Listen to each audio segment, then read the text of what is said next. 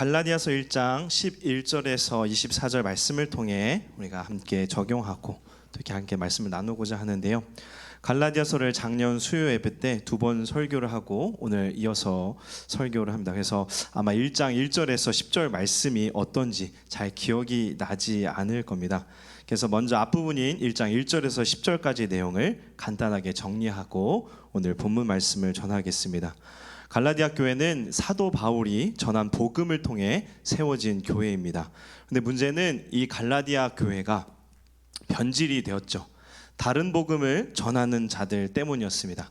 다른 복음이란 예수 그리스도를 믿는 믿음만으로 구원을 얻는 것이 아니라 율법을 열심히 행하고 또 할례를 받아야만 참 구원을 얻을 수 있다는 것입니다.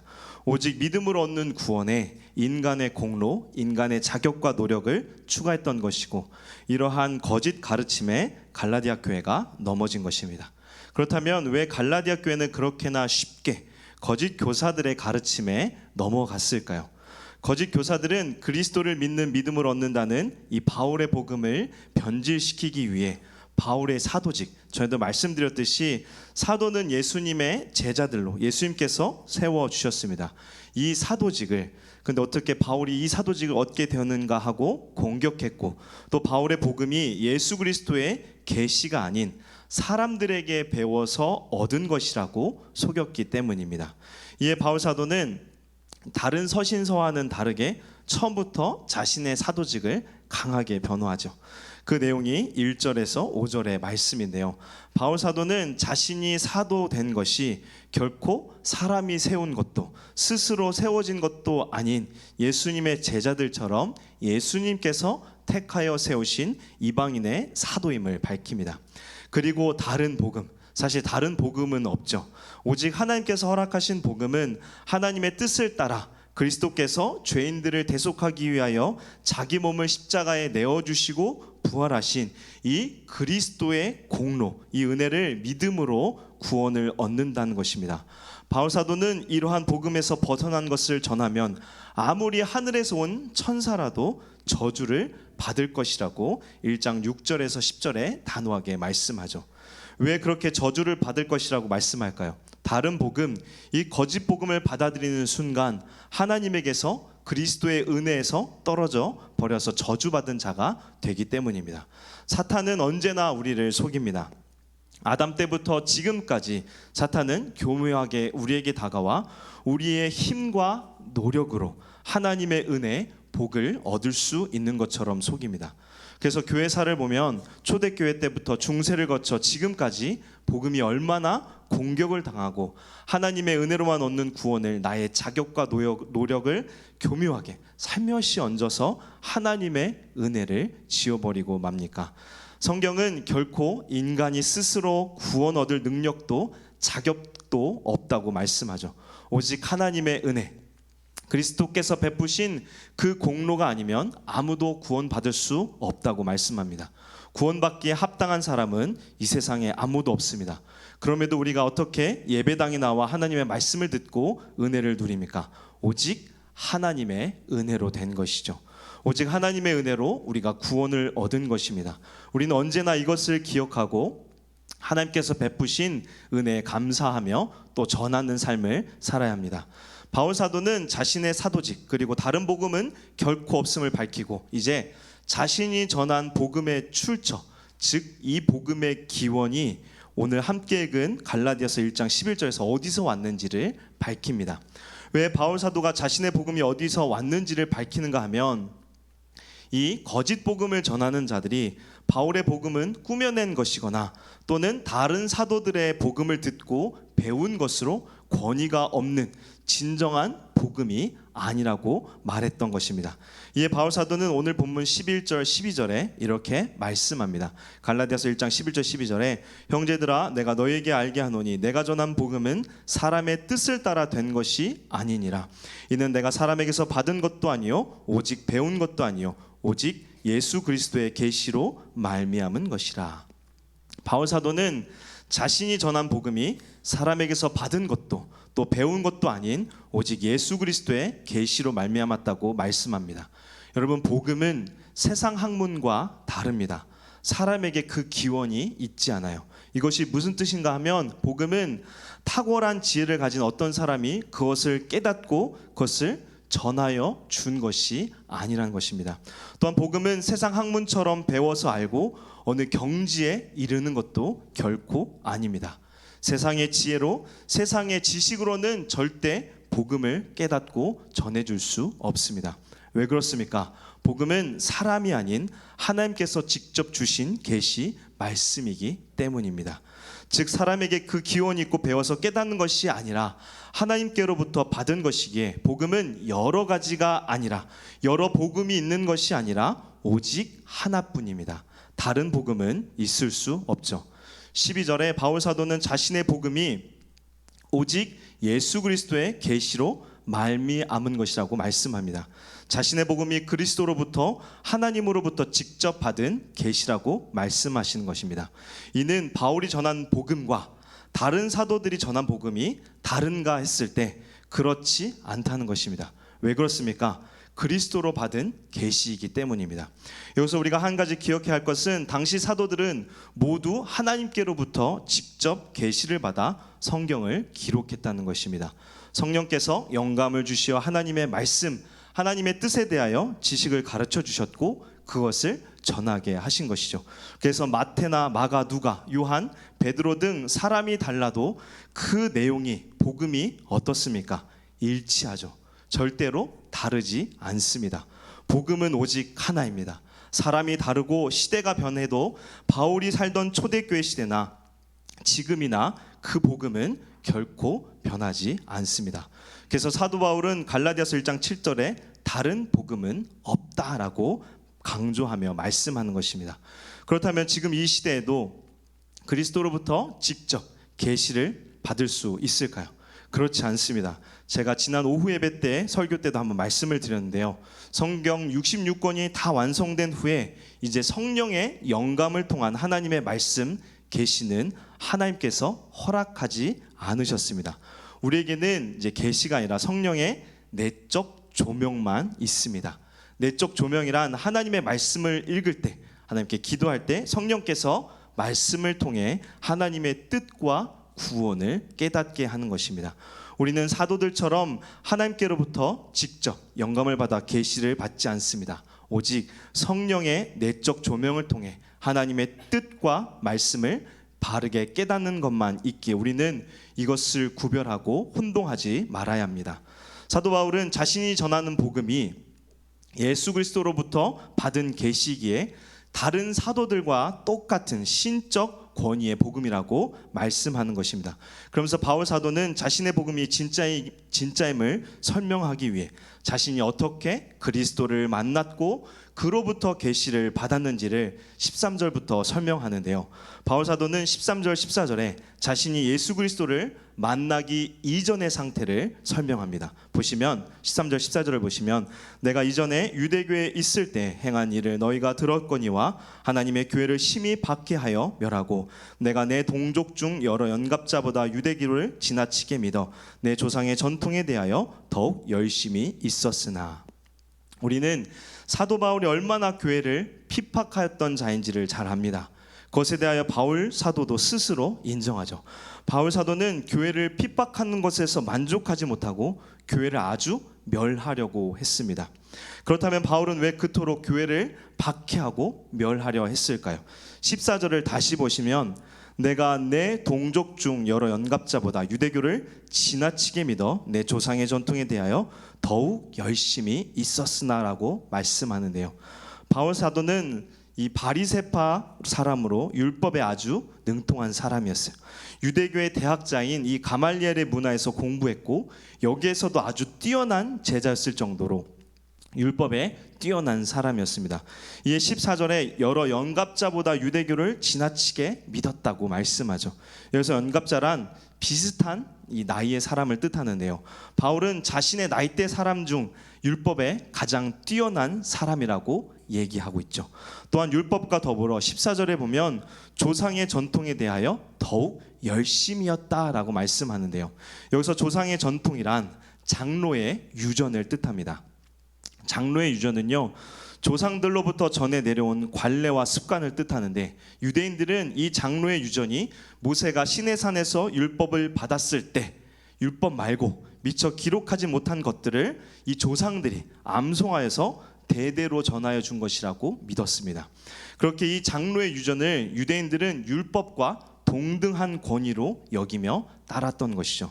사실 유전은 인간이 만든 것이죠. 하나님이 주신 것이 아닙니다. 예수님도 이 장로의 유전을 비판하는데, 마가복음 7장 8절 9절에 보면 너희가 하나님의 계명은 버리고 사람의 전통을 지키느니라. 또 이르시되 너희가 너희 전통을 지키려고 하나님의 계명을 잘 버리는도다. 그러나 바울 사도는 이 잘못된 장로의 유전과 율법에 다른 누구보다도 열심이었습니다. 그가 그렇게 열심이었던 이유는 율법과 장로의 유전에 열심을 내는 것이 하나님을 사랑하는 것이라고 여겼기 때문입니다. 무엇보다 바울 사도는 이 유대교에 반하는 율법과 장로의 유전을 지키지 않는 예수님의 제자들과 교회를 그냥 결코 둘 수 없었던 것이죠. 왜냐하면 예수는 그저 나무에 달려 죽은 율법의 저주를 받은 자였기에, 그런 저주받은 자를 메시아로 믿고 따르는 것은 유대교를 배반한 것이고, 또 율법은 그런 자들을 죽이도록 명령했기에 바울은 열심히 그들을 핍박하고 예수를 저주하지 않고 따르면 사형을 시키고자 했던 것입니다. 이 모든 열심이 어디서 왔습니까? 하나님을 사랑하는 마음에서 왔습니다. 하지만 잘못되었죠. 왜냐하면 이 열심, 이 마음은 하나님께서 주신 것이 아니라 사람의 기준, 자기가 세운 자기 의의 기준에서 비롯된 열심이었기 때문입니다. 사람에게서 나온 열심이라는 것이죠. 사람이 준 것이기에 그 열심은 하나님의 뜻과는 전혀 상관없는, 아니 하나님을 방해하는 데까지 나아가며 사람을 죽이는 극단으로 가는 것입니다. 그럼에도 유대교에서 보여진 바울은 어떤 사람입니까? 의로운 사람, 하나님을 열심히 따르는 사람으로 아름답게 포장되는 것입니다. 얼마나 비극입니까? 유대교의 입장에서 바울은 거룩한 사명자이지만 하나님 편에서 보면 그는 극히 박해하는 광신자이며 죄인 중에 괴수인 것입니다. 이것이 바로 사람의 열심입니다. 사람으로부터 나오는 열심은 사람 편에서 보면 매우 지혜롭고 위대해 보이지만, 그것은 사람은 물론 모든 것을 파괴하며 파멸에 이르게 합니다. 결국 자신도 파괴하고 남도 파괴하는 파멸만 남는 것입니다. 그렇게 사람으로부터 나오는 그 어떤 것도 채울 수가, 만족할 수가 없는 것이죠. 바울 사도는 자신이 믿었던 유대교가 이처럼 사람의 것이며 하나님을 방해하고 핍박하는 것이라고 고백하는 것입니다. 이런 잘못된 열심이 가득했던 바울 사도가 어떻게 변화된 것일까요? 15절 16절 말씀인데요, 우리 15절 16절 말씀 함께 읽겠습니다. 그러나 내 어머니의 태로부터 나를 택정하시고 그의 은혜로 나를 부르신 이가 그의 아들을 이방에 전하기 위하여 그를 내 속에 나타내시기를 기뻐하셨을 때에 내가 곧 혈육과 의논하지 아니하고. 그토록 교회를 핍박하던 사도 바울은 자신이 어떻게 변화되었다고 말씀합니까? 하나님의 은혜로, 하나님의 주권적 섭리로 인하여 바울을 하나님께서 만나 주셨다고 말씀하죠. 그래서 바울의 삶이 어떻게 바뀝니까? 13절 14절에 보면 문장의 주체가 바울임을 드러내죠. 내가 교회를 핍박했고 내가 유대교를 지나치게 믿었으며 내가 조상의 전통에 열심히 있었다. 내 열심으로 가득했죠. 그런데 15절을 보면 내가, 나라는 주체가 누구로 바뀌었습니까? 그 은혜로 부르신 이가라고 주체가 바뀌는데요, 이는 누구입니까? 하나님이시죠. 주체가 하나님으로 바뀌었습니다. 내가 중심이었던 삶이 어떻게 바뀐 것입니까? 하나님 중심으로 바뀌었다는 것입니다. 어떻게 이렇게 바뀐 것일까요? 바로 하나님께서 은혜를 베푸사 그를 만나주시고 그를 변화시켜 주신 것입니다. 여러분, 사람을 변화시킬 수 있는 분은 오직 하나님 한 분뿐이십니다. 하나님을 만나는 만남, 주님과의 인격적인 만남만이 사람을 변화시키는 것이죠. 그래서 하나님을 만나면 어떻게 됩니까? 내가 주체가 되어 살던 삶이 하나님의 통치를 받는 하나님 중심의 삶으로 변화되는 것입니다. 그리고 그 열심이 바른 열심, 하나님께서 기뻐하고 교회를 살리는 열심이 되는 것입니다. 우리가 교회를 다니다 보면 때때로 이러한 착각을 하는 분들을 만납니다. 교회를 계속해서 오래 다니면, 세례를 받으면, 직분을 받으면, 성경 공부를 열심히 하면, 교회 봉사를 열심히 하면 그리스도인이 된다고, 구원이 보장된다고 여긴다는 것입니다. 하나님은 그런 분들을 하나님의 자녀, 백성, 성도라고 부르지 않습니다. 때때로 교회를 오래 다녀서 세례를 받아서 직분을 받아서 교회 봉사를 열심히 해서 또 성경 공부를 열심히 해서 하나님을 인격적으로 만나는 분들이 있을 수 있습니다. 그러나 그러한 행위, 그러한 열심만으로는 결코 하나님을 만나지도 구원에 이를 수도 없습니다. 왜 그럴까요? 구원은 오직 하나님께서 은혜를 주셔야만, 하나님께서 그와 만남을 허락해 주셔야만 바울처럼 성도가 되고 그리스도의 참 제자가 되어 복음의 일꾼이 되는 것입니다. 그렇게 우리는 오래 다니는 것, 몇 대째 믿음의 가문인 것, 직분이 어떠한 것, 얼마나 열심히 봉사하고 얼마나 열심히 성경 공부를 하는지보다 무엇을 날마다 점검해야 합니까? 복음을 듣고 믿음으로 주님을 만났는가, 주님을 주와 그리스도로 영접했는가를 반드시 확인해야 합니다. 여러분, 주님을 만나지 않아도요, 얼마든지 교회를 오래도록 잘 다니고 예배드리고 찬양도 하고 봉사하고 성경 공부도 할 수 있습니다. 그러나 그러한 모든 것은 하나님이 주신 것이 아니기에 결국 어떻게 됩니까? 자기 의가 되고 자기를 높이게 되어서 하나님을 방해하고 대적하여 교회를 넘어뜨릴 수 있는 것입니다. 바울이 그 예가 되지 않습니까?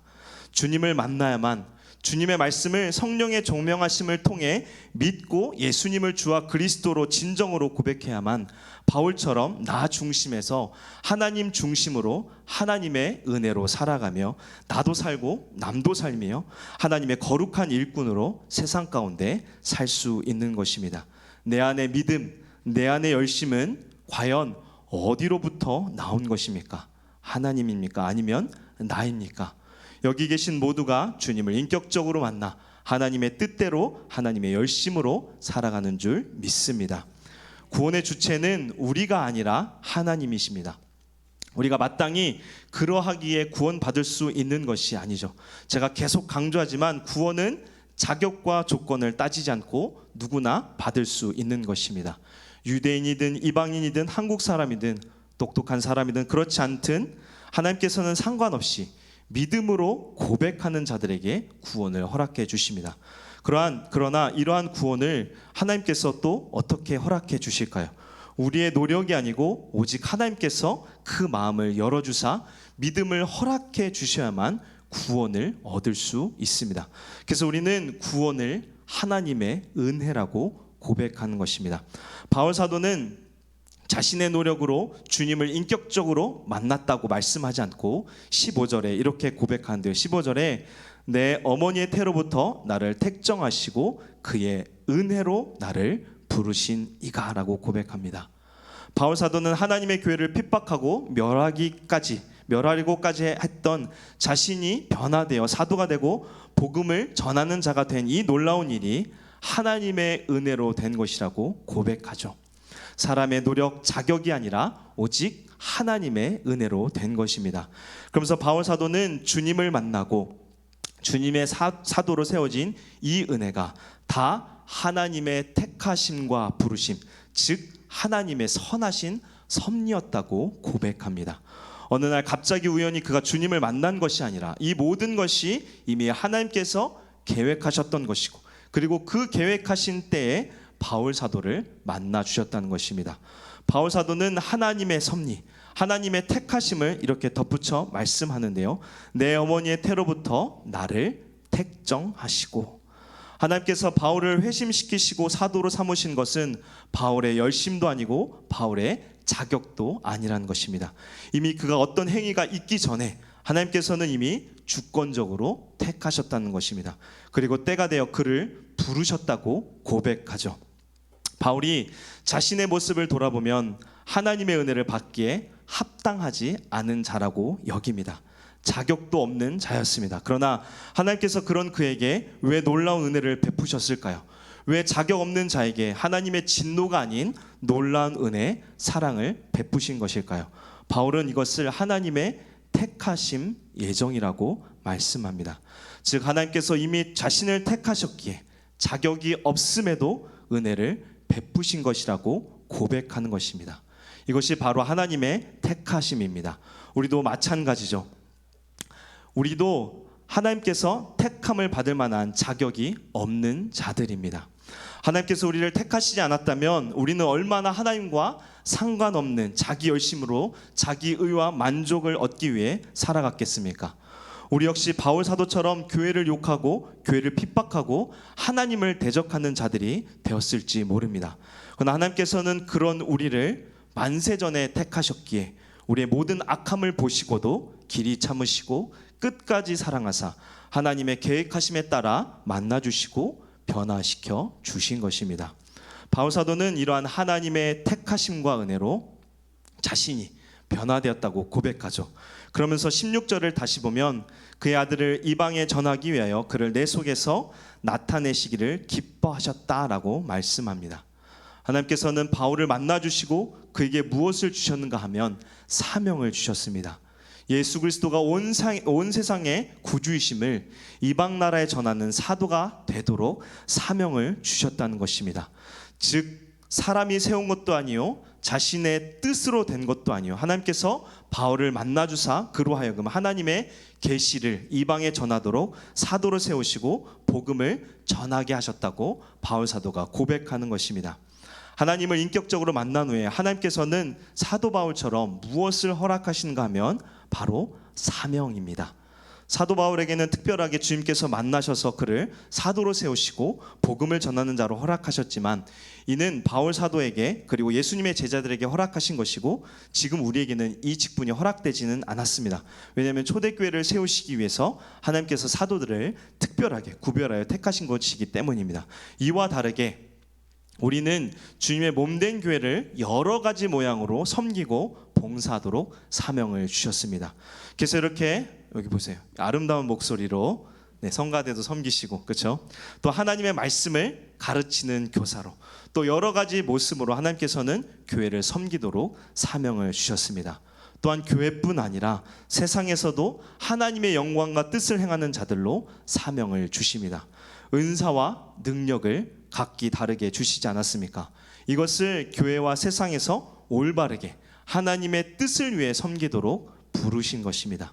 하나님께서는 이 사명을 택하고 부르신 자들에게 허락하셨습니다. 그렇게 우리는 어떻게 합니까?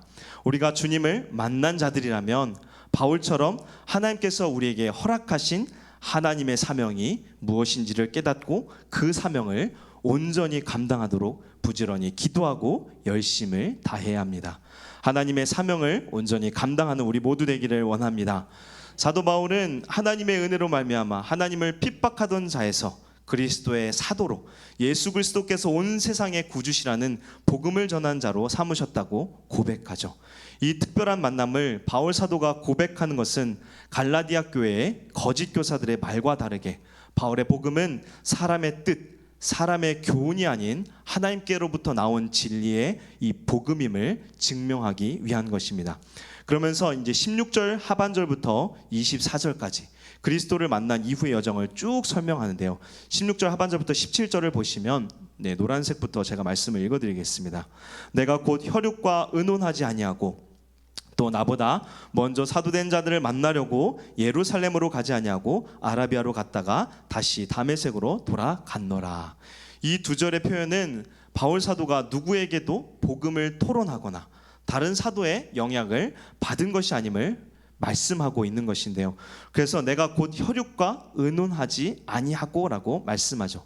그리고 17절에 먼저 사도된 자들, 예수님의 제자들인데요.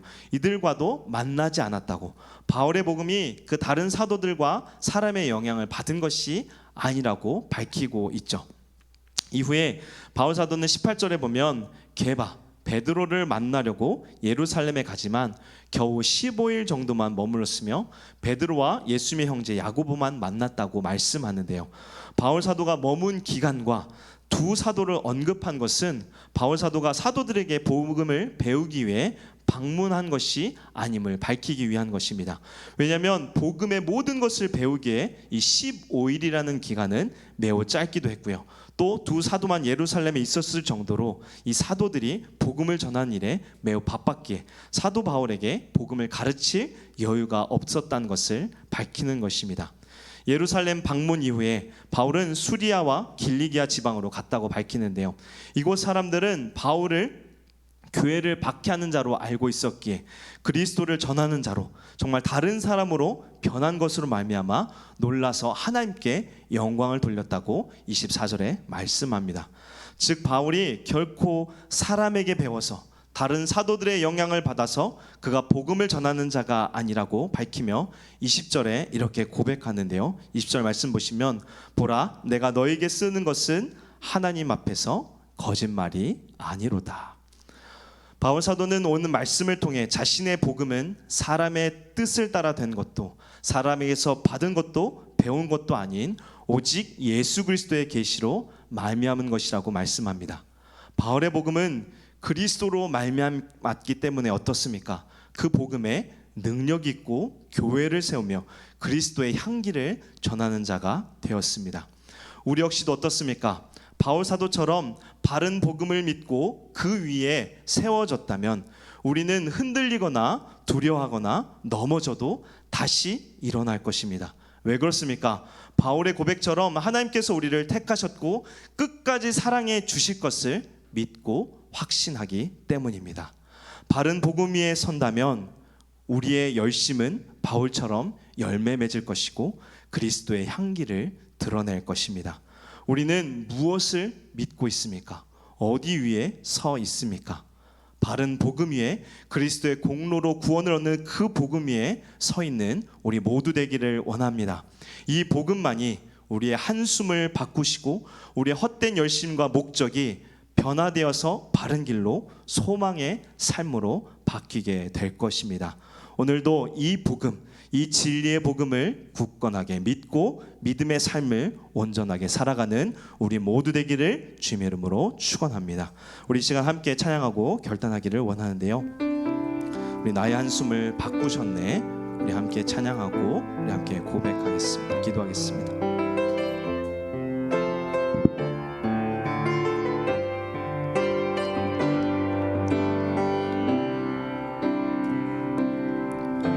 고달픈 삶의 은혜도 무뎌지고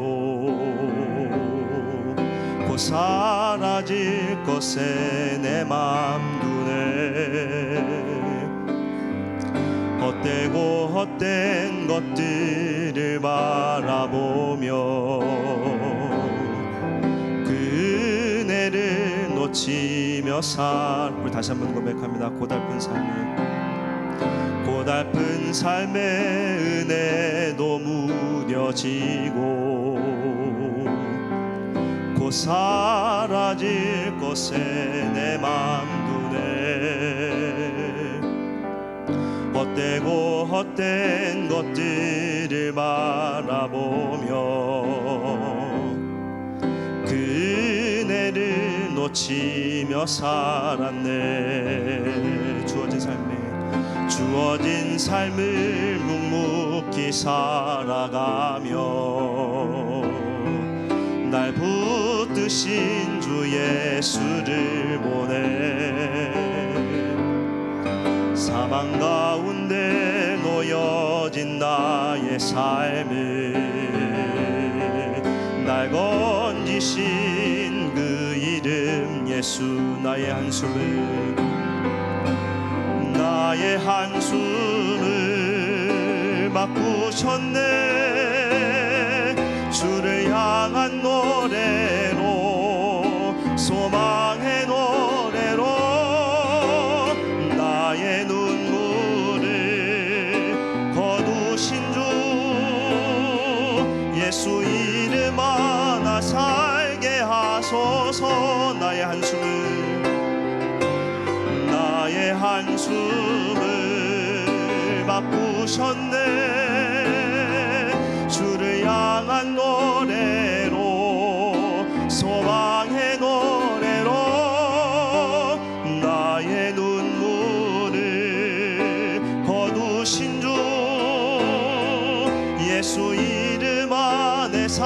다시 한번 고백합니다. 나의 한숨을 바꾸셨네. 나의 한숨을 바꾸셨네. 주를 향한 노래로, 소망의 노래로 나의 눈물을 거두신 주 예수 이름 안에 살게 하소서. 우리는 복음을 위해, 복음 위에 온전히 서 있습니까? 아니면 세상을 바라보며 나의 열심으로, 나 중심으로 살아가고 있습니까? 세상은 사라지고 없어질 헛된 것들이죠. 오직 복음만이, 주의 은혜만이 영원하며 우리를 바른 길로 열매 맺는 복된 삶으로 우리를 인도할 것입니다.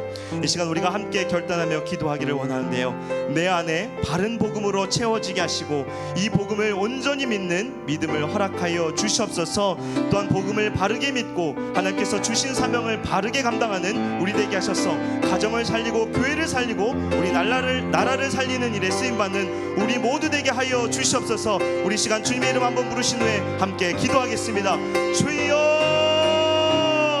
은혜로우신 하나님, 이 시간 우리가 함께 기도합니다. 하나님, 우리는 무엇 위에 서 있습니까? 우리 열심은 어디로부터 나온 것입니까? 우리가 주의 복음 위에 온전히 서 있기를 바라며 하나님, 우리가 온전히 복음으로 열심히 나아가는 우리들 되기를 원합니다. 세상이 아니라, 헛된 것이 아니라 오직 복음만이, 오직 은혜만이 영원하며 우리를 바른 길로 열매 맺는 복된 삶인 것을 기억하며 우리가 복음을 붙잡고 살아갈 수 있도록 인도하여 주시옵소서. 우리 안에 복음으로 모든 것이 채워지기를 원합니다. 이 복음을 온전히 믿을 수 있도록 우리에게 믿음을 허락하여 주시옵소서. 또한 하나님, 복음을 바르게 믿고 하나님께서 주신 사명을 바르게 감당하는 우리들 되기를 원하오니 하나님, 우리가 복음을 붙잡고 세상 가운데 복음의 사명자로, 교회에서 복음의 사명자로, 가정에서 복음의 사명자로 살아갈 수 있도록 인도하여 주시옵소서. 하나님, 그래서 우리를 통해 우리 가정이 살아가게 하여 주시옵시고 우리 교회가 살아나게 하여 주시고 우리나라를 살리는 일에 쓰임받는 우리 모두 되기를 원하오니 하나님께서 은혜 베풀어 주시고 하나님 역사하여 주시옵소서. 은혜와 평강의 주님, 갈라디아서 말씀을 통해 우리를 돌아봅니다. 세상을 의지하고 바라보는 것이 아니라 우리가 바울 사도처럼 참 진리의 복음 위에 서 있게 하시고 이 복음으로 말미암아 우리의 삶이 하나님을 위해 바른 열심으로 열매 맺도록 우리의 믿음을 지키시고 은혜 내려 주시옵소서. 그래서 하나님께서 주신 사명을 바르게 감당하는 우리 되게 하셔서 가정을 살리고 교회를 살리고 나라를 살리는 일꾼 되도록 복 내려 주시옵소서. 감사드리며 우리를 구원하신 예수 그리스도 이름으로 기도합니다. 아멘.